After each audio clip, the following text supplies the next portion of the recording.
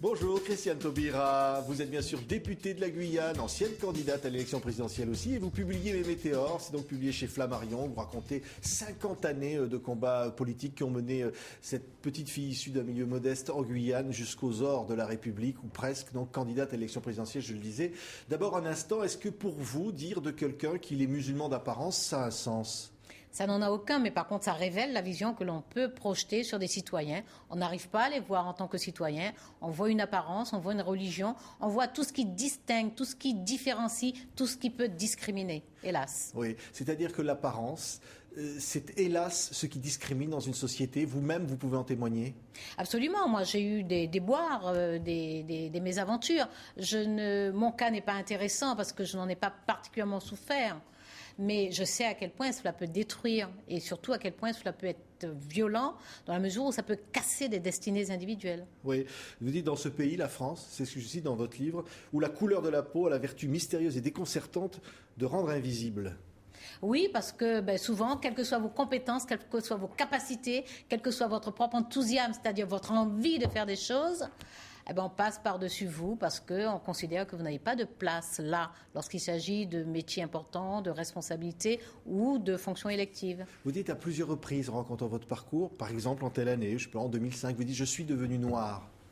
Oui, parce qu'en fait, moi j'ai grandi en Guyane, donc en Guyane il y a une vraie pluralité, une vraie diversité et on la vit sans y penser.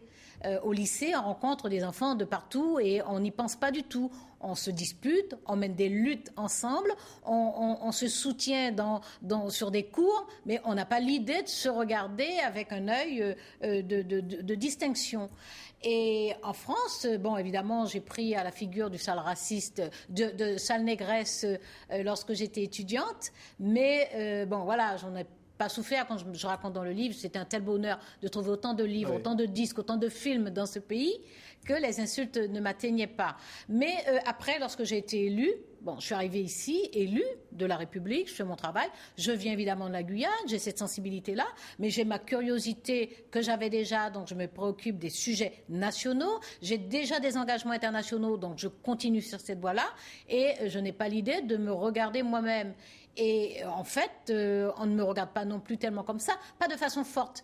Et ça devient très fort en 2005, c'est-à-dire les débats qu'il y a autour notamment de la loi à propos des bienfaits de la civilisation lancent toute une série de débats sur les Noirs, sur... Les bienfaits de la colonisation. Les bienfaits de la colonisation. C'était ça, c'était cette lutte que vous avez menée qui va aboutir à la reconnaissance notamment d'une journée nationale du souvenir. C'est avant la loi qui reconnaît la traite négrière et l'esclavage comme crime contre l'humanité.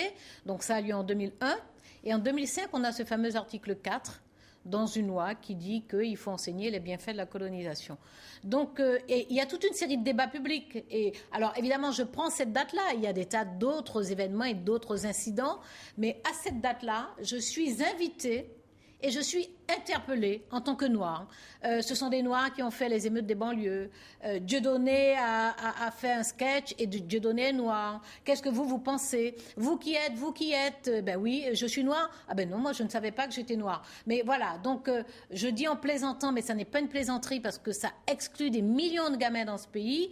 Je dis en plaisantant que je suis devenue noire. Oui, c'est-à-dire que ce mot de diversité apparente. Quand on parle en France de la diversité apparente, ça a un sens ou c'est stupide ?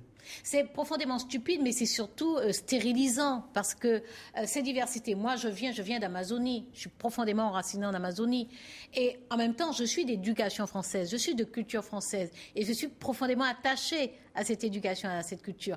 Et je me projette dans le monde parce que j'ai compris que mon histoire fait que je viens des Amériques, c'est-à-dire des Amérindiens, je viens d'Afrique par la traite et l'esclavage, je viens d'Europe par la rencontre sur le territoire et je viens aussi d'Asie. Donc je suis le produit d'un métissage qui fait que j'ai une culture composite. Et cette culture, elle me met à l'aise partout avec tout le monde parce que à un moment ou à un autre, j'ai une fréquence avec la personne d'où qu'elle vienne et quelle que soit sa culture.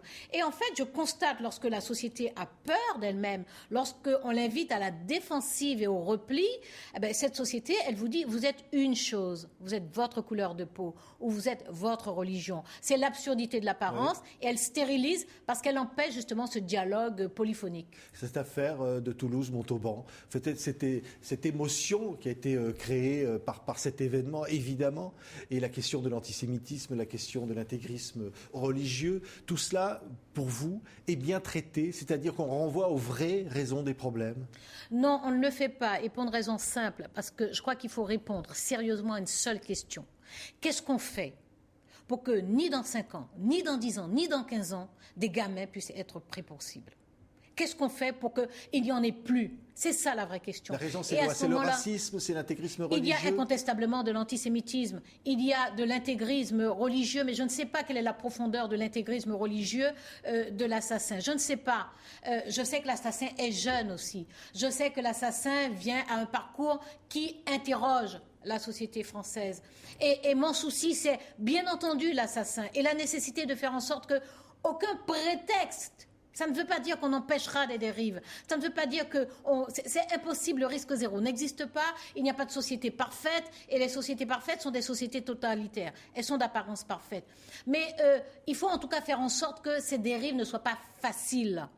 Et donc, mon souci, c'est comment des gamins qui ont toutes les promesses, des gamins qui doivent grandir, des gamins qui d'ailleurs, auraient pris tous les parcours qu'on puisse imaginer, y compris des parcours de distance par rapport à leur religion, par rapport à leur culture, par rapport à leur famille, à leurs conditions économiques. Parce que c'est ça la République et la laïcité. Oui. C'est faire des individus libres, donc libres de plein d'attaches, de plein d'aliénations, de plein de choses qu'on a reçues pour nous construire. Et si on nous permet justement de découvrir la connaissance, on peut s'affranchir de ce qu'on a reçu. Donc, ce qui est important, c'est qu'on ne coupe pas la trajectoire de gamins comme ça. Donc, qu'est-ce qu'on fait pour que ça ne recommence pas? C'est votre parcours, c'est votre combat. Vous le racontez dans Mes Météores. Je disais ce livre chez Flammarion, votre parcours. Pourquoi Mes Météores? Les météores, on se les prend dans la figure quelque part, non? C'est bien ce qui m'est arrivé. C'est-à-dire que les grandes expériences que j'ai vécues sont des choses qui m'ont frappé à la tête, comme ça.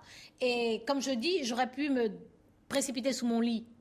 Voilà, j'ai choisi de faire face. À chaque fois, à la première élection législative, c'est une mobilisation populaire qui me conduit aux élections. Je commence par dire non. Bon. Et finalement, j'ouvre un chemin nouveau dans ma vie. Les présidentielles, c'est la même chose. On me demande 2 fois. 2 fois, je dis non. La 3e fois, je finis par y entrer en marchant.